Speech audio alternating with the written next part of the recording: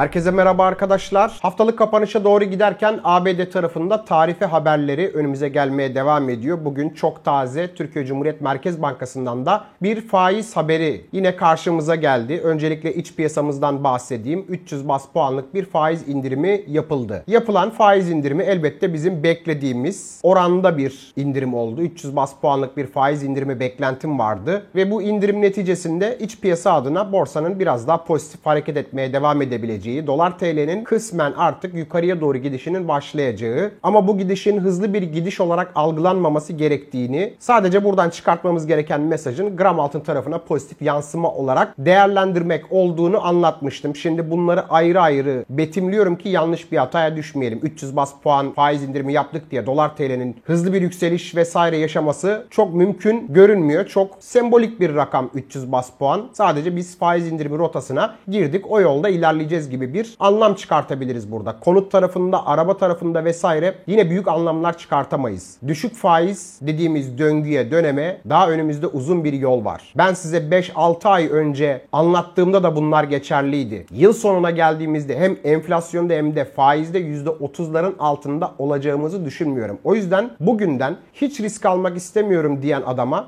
yılbaşı periyotlarında da vadeli mevduatı bu gözle de değerlendirebilirsin. %30'lardan aşağı ben bunların ineceğini düşünmüyorum şeklinde fikirlerim vardı. Hala aynı bakıştayım. Yıl sonuna geldiğimizde enflasyonun %30'lardan aşağı inmesini beklemem. Faizin de %35 seviyesinden aşağı inmesini beklemem. Yavaş yavaş faiz indirilen bir periyot içerisine girdik ama. Hani ortalama ölçekte benim beklediğim rakamlar bunlardı. Enflasyonda 30, faizde kabaca 35 gibi rakamları yıl sonunda görürüz diye bekliyordum. Oraya doğru ilerlemeye devam ediyor. İç piyasa adına büyük değişkenlikler aslında burada yok. Ama gram altın yatırımcıları için pozitif hareketlerin önümüzdeki süreç içerisinde devam edeceğine dair işaretlerden biri daha benim için yandı. Global tarafa bakarsak ABD'nin tarife anlaşmaları kapsamında Avrupa ile bir anlaşma zeminine geldiklerini açıklamışlar. %15 gibi bir rakamdan bahsediyorlar. En son Japonya ile anlaştılar. Ama diğer taraftan Kanada olsun, Meksika olsun, Rusya olsun çok bariz anlaşma zeminleri yok. Diğer ülkelere de planlanan tarifeler ne olacak çok belirgin değil. Bu konuda 1 Ağustos tarihi önemli bir dönüm noktası olacak. Trump'ın ve Amerikan yetkililerinin verdiği tarih buydu. Bu tarihe de artık çok yakın bir zaman kaldı. Ve bu tarifelerin doğrudan ve dolaylı etkilerini Ağustos ayı itibariyle görmeye başlayacağız. Yani bu tarihe kadar, Ağustos'un ilk haftası periyoduna kadar en azından bizim mevcutta takip ettiğimiz trendlerde,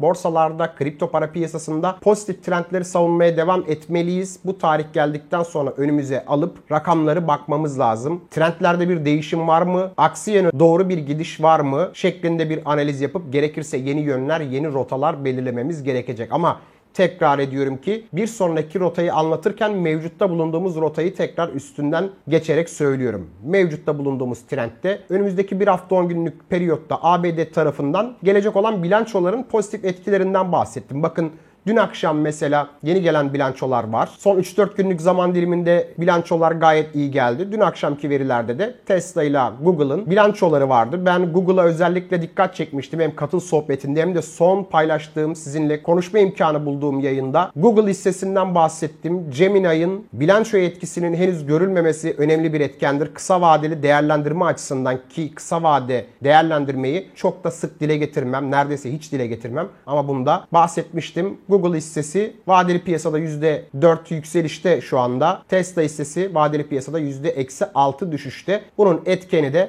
elbette Tesla bilançoda görüldüğü üzere gelirlerini %14 düşürmüş. Google ise %16 artırmış. En azından kısa vade takip edene de Google burada pazar masraflarını çıkarttı diyebiliriz. Şimdi altın tarafında, gümüş tarafındaki son görünümler nedir? Kripto para piyasasındaki son görünümler nedir ki altcoin'lerde özellikle son 2 günlük zaman diliminde hızla aşağıya doğru giden hareketler gördük. Bu piyasalardaki son görünümleri incelemeye başlayalım. Öncelikle ABD tarafına bakarsak S&P'de ABD'nin ilk 500 şirketinde bugün vadeli piyasada ne pozitif ne de negatif bir görüntü var. An itibariyle %0 bir hareket halinde. Nasdaq 100 dediğimiz ABD'nin ilk 100 şirketinde ise biraz daha pozitif bir vadeli piyasa olduğunu görüyoruz. Elbette bilançolarında burada etkisi var. Büyük şirketlerin açıkladıkları bilançolar ABD tarafındaki pozitifliğin sürmesinde en büyük etken ve ABD tarafındaki bu pozitifliğin devam etmesi beni diğer piyasalar piyasalar tarafında da cesaretimi canlı tutma noktasında biraz daha teşvik ediyor diyebilirim. Burada ABD tarafında hisse bazlı değerlendirmelerde de indikatörlerin ısınmaya başladığından bahsettim. O yüzden küçük cap'li hisselerde biraz daha dikkatli olmakta fayda var. Biraz daha büyük hisseleri takip etmek bu süreç içerisinde bana göre daha mantıklı. O yüzden Google gibi, Apple gibi örnekleri son süreç içerisinde vermemin nedenleri büyük ölçekte bunlardı. Nvidia ve Tesla'yı örnek olarak vermedim çünkü onlar fiyatlamalarını yapmıştı. Tesla'nın bilançosuna çok fazla güvenemediğim için hiç dillendirmedim ama Google'ı bilançodan iyi sonuç geleceğini düşündüğüm için açıkça burada fikrimi anlatma imkanı buldum. ABD tarafında herhangi bir problemli akış yok. Altın tarafında dün itibariyle bir satış baskısı gördük. Tarifelerdeki anlaşmalar gelmesi, gerginliklerin biraz daha düşmesi altın tarafında biraz daha seyri zayıflaştırıyor. Altın piyasasında Hindistan'dan da bir veri var. Geçen ay altın ithalatı %40 düşmüş. Ciddi de bir oran. İnsanlar yatırım için daha fazla dijitali tercih etmeye devam ediyor diyebiliriz. Fiziki talep elbette bu noktada çok önemli ve ABD'nin Avrupa ile özellikle tarifelerinin netleşme ihtimaliyle burada altında kısmi bir geri çekilme var. Yatırımcılar risk iştahına dönüyor havası var. Tabii bir diğer veri de pozitif olarak şunu söyleyebiliriz. ABD tarafında birinci çeyrekte Gold ETF'lerine güçlü bir giriş olmuş. Toplam talep 2016 seviyesinden beri en yüksek seviyelere ulaşmış durumda. Ben ons bacağına baktığımda buradaki yükselen yapının devam etmesini altın tarafında beklerim. Daha yukarıya giden akışları göreceğimizi düşünüyorum ons bacağında. Zirve fiyatlardan her seferinde tepki almış. Günlük periyotta da bir direnç bandı haline gelmiş diyebiliriz. Ama yine de bu bölgeyi yeniden deneyip aşması gibi bir beklentim olacak altın tarafında. Bakın gram altın tarafında benim bulut indikatöründe daha önceki periyotlarda bulutun seviyesine ve altına doğru inişlerin bir alım fırsatı olduğundan bahsetmiştim. Bunu 3900 bölgesinde, daha önce 3600'lerde gördük. En son 4160 bölgesinde gördük ama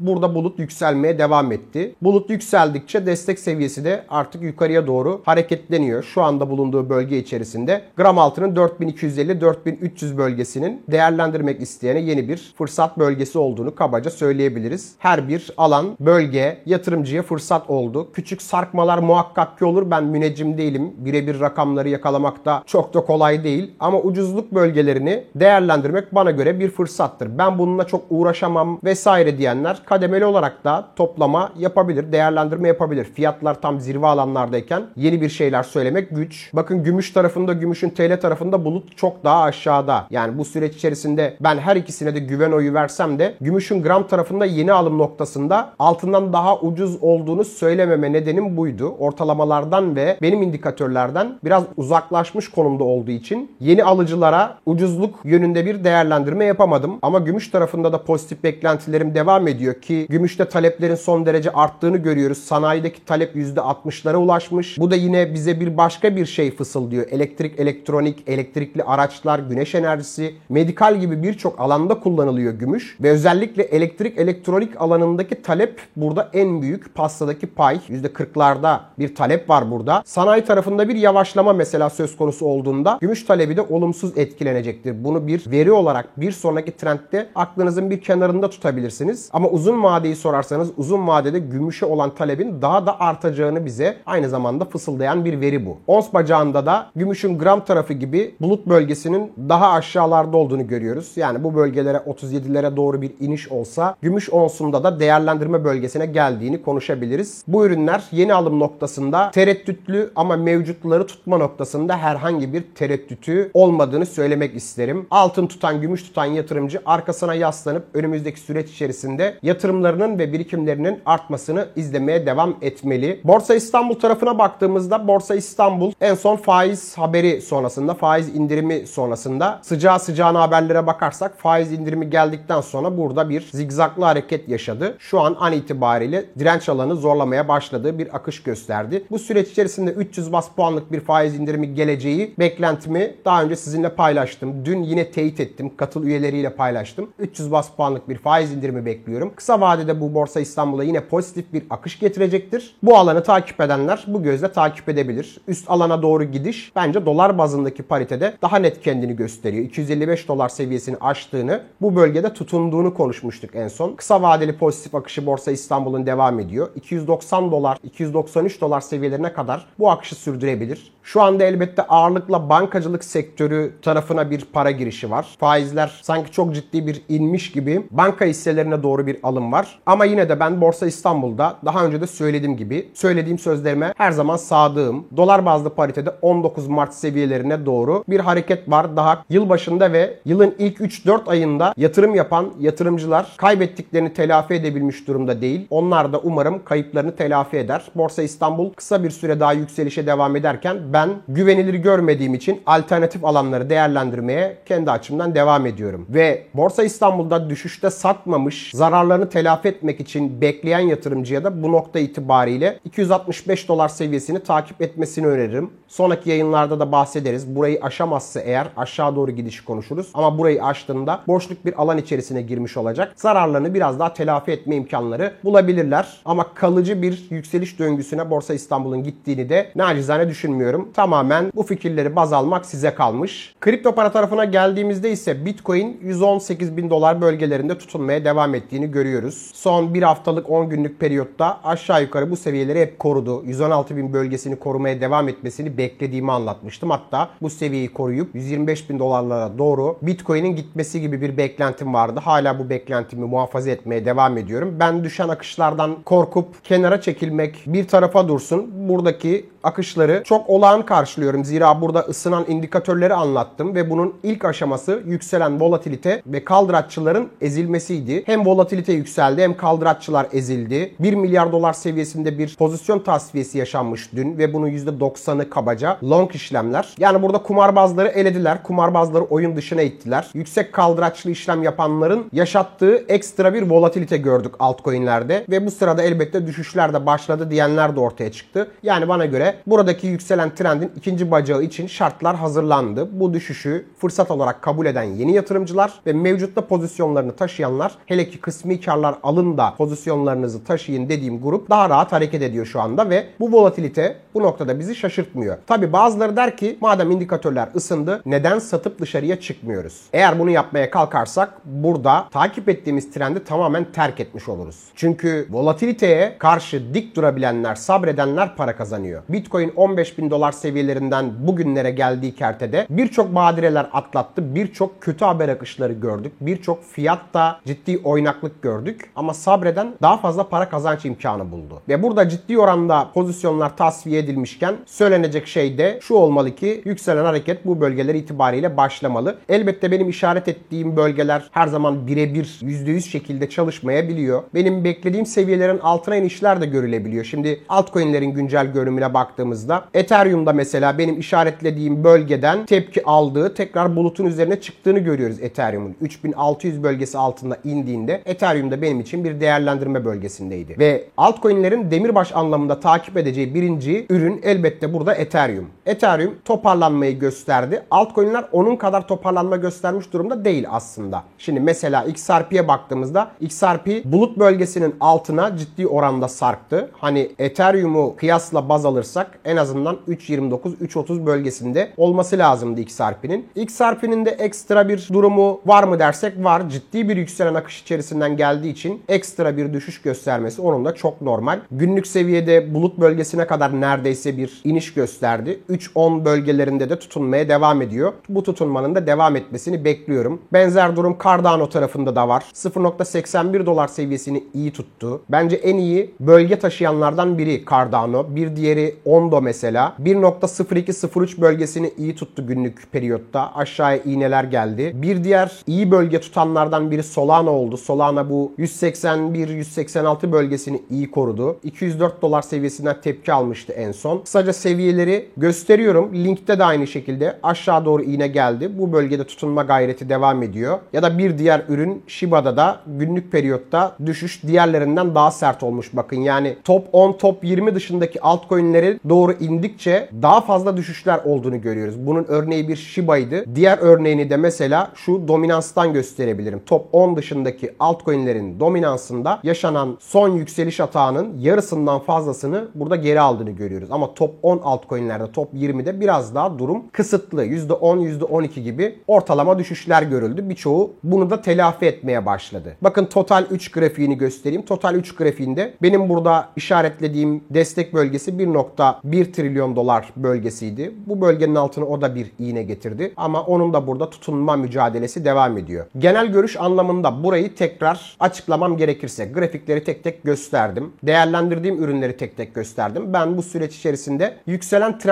trendin ikinci bacağının bu bölgeleri itibariyle yeniden başlayacağını düşünüyorum. Katıl sohbetinde yine bunu değerlendirdim. Katıl üyelerine erken haber vermeye gayret ettim. Dün akşam bunları konuştuk. Bugün de fiyatlar benzer skalalar içerisinde. Belki daha yukarıda da olabilirdik. Ama herkese açıkta benzer yorumları zaten yine yapıyorum. Ben trendlerimi kovalamaya, trendlerimin arkasından gitmeye devam edeceğim. Kripto para piyasasında yükselen ivmenin içinde bulunduğumuz bu bölgeler itibariyle yeniden başlayacağını, trendin ikinci bacağının buradan devam edeceğini düşünüyorum. Ben bunları anlatırken pozisyonları değerlendirmek, inisiyatif almak tamamen size kalmış. Sizi kendi kendinize işlem almaya, kendi kendinize inisiyatif almaya zorluyorum ki burada başarıyı birlikte paylaşabilelim. Önümüzdeki süreç içerisinde hep birlikte göreceğiz. Trend devam ediyor mu, etmiyor mu? Ve ben de anlattıklarımın arkasında durmaya devam edeceğim. Hafta sonunda katıl sohbetlerinde yine yeni bir güncelleme ile son durumları konuşacağız. Bunların dışında ilave edebilecek şimdilik başka bir şey yok. Umarım güzel bir hafta sonunda piyasalarda yükselen akışlarda tekrar keyiflerin arttığını görürüz. Fiyatlar ne olursa olsun sizin keyfiniz yerinde olsun dostlar. Bir sonraki videoda